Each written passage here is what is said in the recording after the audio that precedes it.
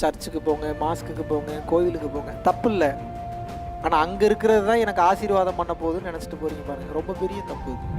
யாரெல்லாம் வாழ்க்கையில் மாறணும், உருப்படணும், திருந்தணும்னு நினைக்கிறாங்களே எல்லாத்தையும் சொல்லி கொடுங்க. சூரிய வம்சம் படம் இல்லை, இன்னும் ஒரே பாட்டு போடணுன்னு மொத்த வாழ்க்கையை மாறுறதுக்கு வாழ்க்கை வாழ்ந்துடுறீங்க. புரிஞ்சுக்கங்க, கண்ட கர்மாந்திரத்தெல்லாம் பண்ணி வச்சுருக்கீங்க, உடனே எல்லாம் மாறாது.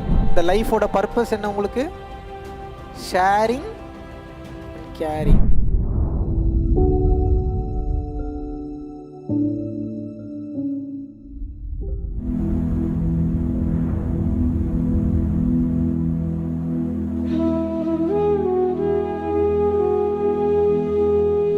வாழ்க வளமுடன். குருவே சரணம்.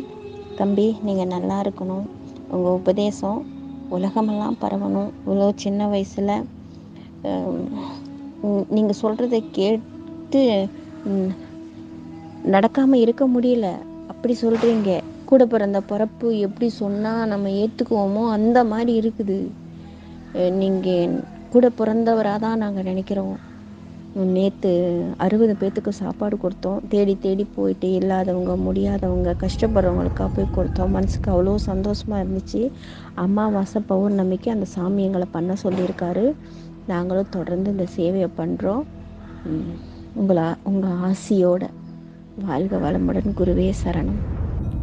உங்கள் ஆன்ம சக்தி வெளிப்பட்டுச்சுன்னா உங்கள் வாழ்க்கை நல்லா இருக்க போகுது. இருக்குமா இருக்காதா?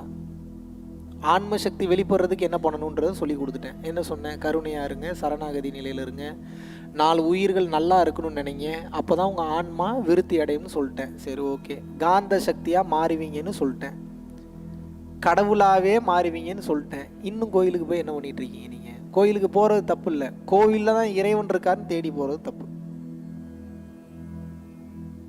சர்ச்சுக்கு போங்க, மாஸ்க்குக்கு போங்க, கோவிலுக்கு போங்க, தப்பு இல்லை. ஆனால் அங்கே இருக்கிறது தான் எனக்கு ஆசீர்வாதம் பண்ண போகுதுன்னு நினச்சிட்டு போகிறீங்க பாருங்க, ரொம்ப பெரிய தப்பு இது. நட்ட கல் பேசுமோ?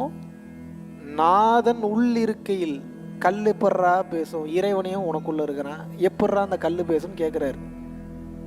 எப்படி பேசும்? உடம்பார் அழியின் உயிரார் அழிவர், திடம்பட மெய் ஞானம் சேரவும் மாட்டார், உடம்பை வளர்க்கும் உபாயம் உணர்ந்த பின் உடம்பை வளர்த்தேன் உயிர் வளர்த்தேனே. அப்படின்னா என்ன அர்த்தம்? உடம்பு போச்சுன்னா உயிர் போயிடும், மெய்ஞானம் வராது. உடம்பு எப்படி வளர்க்கறதுன்ற அந்த டெக்னிக் தெரிஞ்சதுன்னா உடம்பையும் பாதுகாத்து உயிரையும் நான் பாதுகாத்தேன்றார் திருமூலர். அப்ப என்ன மேட்ரு?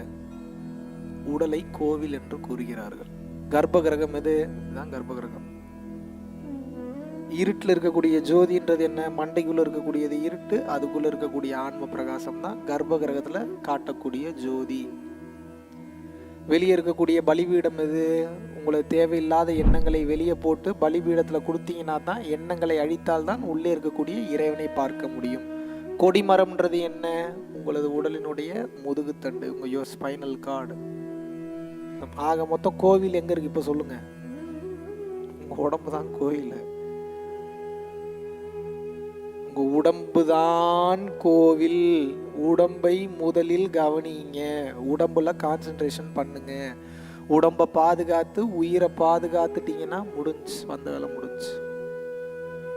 அன்னதானம் பண்ணிடலாமா? பண்ணிடலாமா? தயவு செஞ்சு பண்ணுங்க. அதுல இருக்கக்கூடிய பவர் உங்களுக்கு தெரியவே தெரியாது. இப்ப நான் சொல்லி கொடுத்த எல்லாத்தையும் யாரெல்லாம் வாழ்க்கையில மாறணும், உருப்படணும், திருந்தணும்னு நினைக்கிறாங்களே எல்லாத்தையும் சொல்லி கொடுங்க. நீங்க எதை சொல்லி கொடுக்குறீங்களோ இல்லையா, அவனை சோறு மட்டும் 4 பேருக்கு போட சொல்லுங்க, உருப்பிட்டுருவான் வாழ்க்கையில. நீங்க ஒன்றும் பண்ண வேணாம். சோறு போடுற குணத்துக்காக மொத்த தேவதைகளும் இறங்கி வந்து அவனுக்கு அருள் செய்யும். ஒருத்தன் வாழ்க்கையை மாற்றணும்னு நினைக்கிறீங்களா, அன்னதானம் மட்டும் பண்ண சொல்லுங்க, அவன் வாழ்க்கை ஆட்டோமேட்டிக்காக மாறிடும். வேற ஒன்றும் பண்ண வேணாம். நீங்கள் உட்கார வச்சு 1 மணி நேரம் ஞான உபதேசம்லாம் பண்ண வேணாம். ஓடிட போகிறான் நீங்கள் பண்ணுறதை கேட்டு, ஏதாவது தப்பாக பண்ணி பயந்துட போகிறான். ஒன்றும் இல்லை, சிம்பிள் மேட்ரு. உங்களுக்கு ஞான உபதேசம் பண்ண தெரிஞ்சதுன்னா நீங்கள் வேற லெவல். இல்லை அவ்வளோ தூரம் பேச தெரியலையா, உட்கார வச்சு அவன்கிட்ட என்ன சொல்லணும்?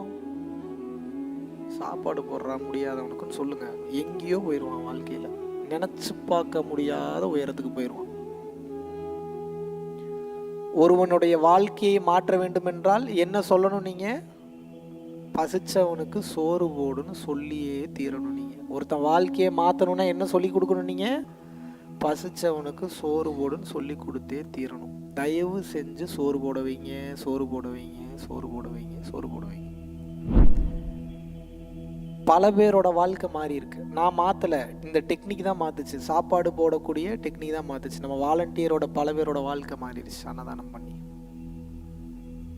சும்மா வருவாங்களா? ஒரு வருஷம் கழிச்சு வரேன், மறுபடியும் பயிற்சி கொடுக்கும்போது ஏதாவது உருப்படுற மாதிரி அவங்க வாழ்க்கையில் ஏதாவது நான் பண்ணியிருந்தா தானே வருவாங்க வாலண்டியரிங். சும்மா வருவாங்களா? வருவாங்களா? எப்படி வருவாங்க? நீங்கள் வருவீங்களா? சும்மா வருவீங்களா? வெறுப்பு ஏற்றுற மாதிரி உங்கள் வாழ்க்கையில் ஏதாவது நடந்துக்கிட்டே இருக்குன்னா வருவீங்களா நீங்கள்? அப்போ அவங்க வாழ்க்கையில் ஏதோ ஒன்று நடந்திருக்கு தானே, ஏதோ ஒன்று மாறி இருக்கு தானே, ஏதோ ஒன்று அனுபவிச்சிருக்காங்க தானே, அது உங்கள் வாழ்க்கையிலையும் நடக்கும். தயவு செஞ்சு அன்னதானம் பண்ணுங்க, தயவு செஞ்சு பண்ணுங்க. இதுக்கு மேலே எனக்கு எப்படி சொல்கிறதுன்னு தெரியல. மொத்த ரகசியமும் ஒருத்தனுக்கு சோறு கொடுக்குறதுலேயும் ஞானம் கொடுக்குறதுலேயும் தான் இருக்குது. தெரிஞ்ச விஷயத்த 4 பேருக்கு சொல்லி கொடுங்க, சப்போர்ட் பண்ணுங்க, உதவி பண்ணுங்க, ஷேர் பண்ணுங்க, கேர் பண்ணுங்க. முடிஞ்சு போச்சு, இறைவன் உங்களுக்குள்ளே வந்துட்டாருன்னு அர்த்தம். நீங்கள் தப்பாக போகிறதுக்கு சான்ஸே கிடையாது. ஷேரிங் அண்ட் கேரிங், இந்த லைஃபோட பர்பஸ் என்ன உங்களுக்கு? Sharing and carrying. ஷேரிங்னா இருக்கிறத கொடுக்கறது, கேரிங் அப்படின்னா அன்பு காட்டுறது. இது ரெண்டை தாண்டி ஒரு தத்துவம் சொல்லுங்க நீங்க. ஷேரிங் அண்ட் கேரிங்கை தாண்டி ஏதாவது தத்துவம் இருக்கா? இருக்கா? இருக்கா? Nothing is there more than that. இதை புரிஞ்சுக்கிட்டீங்கன்னா வாழ்க்கை உங்களுக்கு தெளிவு பெற போகிறது என்று அர்த்தம். வேற ஏதாவது ஸ்பெஷலாக சொல்ல போறானா, வேற ஏதாவது சொல்ல போறானா, வேற ஏதாவது ஒன்றும் இல்லை, எல்லாத்தையும் சொல்லியாச்சு. அன்பா இருந்தீங்கன்னா உங்க வாழ்க்கை மொத்தமும் கொஞ்சம் கொஞ்சமா மாறும், உடனே மாறாது. இது ஒன்றும் சூரிய வம்சம் படம் இல்லை. இன்னும் ஒரே பாட்டு போடணுன்னு மொத்த வாழ்க்கையும் மாறுறதுக்கு வாழ்க்கை வாழ்ந்துட்டு இருக்கீங்க. புரிஞ்சுக்குங்க. கண்ட கர்மாந்திரத்தெல்லாம் பண்ணி வச்சிருக்கீங்க, உடனே எல்லாம் மாறாது. இன்னைக்கு நல்லது பண்ண ஆரம்பிச்சிங்கன்னா கொஞ்சம் கொஞ்சமாக கொஞ்சம் கொஞ்சமாக கொஞ்சம் கொஞ்சமாக கொஞ்சம் கொஞ்சமாக கொஞ்சம் கொஞ்சமாக கொஞ்சம் கொஞ்சமாக மாறும். டைம் எடுக்கும். திஸ் இஸ் த வே. இப்படி தான் போய் ஆகணும், வேற வழி இல்லை உங்களுக்கு. இன்ஸ்டன்ட் நூடுல்ஸ், இன்ஸ்டன்ட் மேகி மாதிரி இன்ஸ்டண்ட்டாக என் வாழ்க்கை மாறினா உங்களுக்கு இந்த கிளாஸ் செட்டே ஆகாது. அப்படி யாராவது உங்களுக்கு இன்ஸ்டண்ட்டாக மாத்துறேன் அப்படின்னு வந்து சொல்கிறாங்க அப்படின்னா பொய். அப்படிலாம் மாறாது.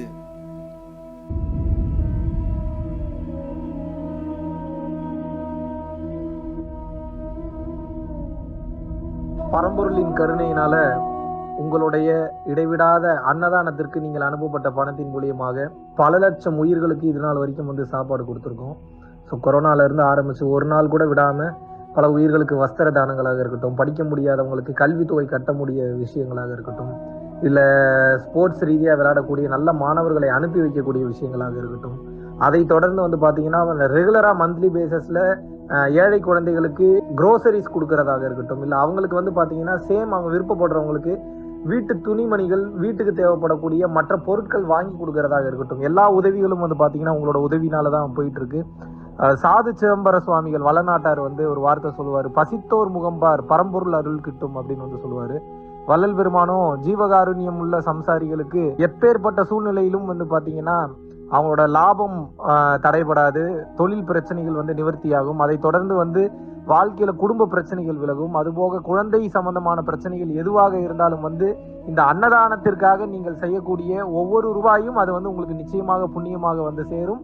புண்ணியத்தை கடந்த நிலையில் முக்தி பாதைக்கும் அது நிச்சயமாக உங்களை வழிநடத்தும். அதனால விருப்பப்படுறவங்க நம்மளுடைய பரம்பொருள் அறக்கட்டளையினுடைய சேரிட்டி ஆக்டிவிட்டீஸ்க்கு தங்களுடைய விருப்பப்படக்கூடிய நன்கொடையை கீழே உள்ள டிஸ்கிரிப்ஷன்ல இருக்கக்கூடிய அக்கௌண்ட் நம்பருக்கு செலுத்தலாம். இதற்குண்டான அந்த அருளை சித்தர்கள் உங்களுக்கும் உங்கள் குடும்பத்தாருக்கும் வழங்க வேண்டுகிறேன். குருவின் பரிபூர்ண அருளாசிகள். குரு கடாட்சம்.